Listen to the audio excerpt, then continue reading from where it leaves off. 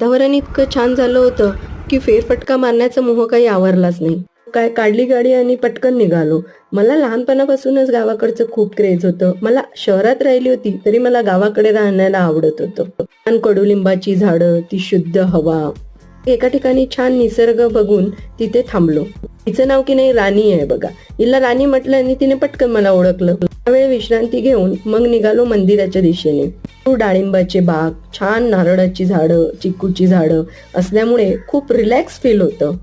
Gym पाऊस चालू असतानाच आम्ही पोचलो शनी मंदिराजवळ. लेडीज शनी मंदिराच्या आत जातात पण मी मात्र कधीच गेली नाही.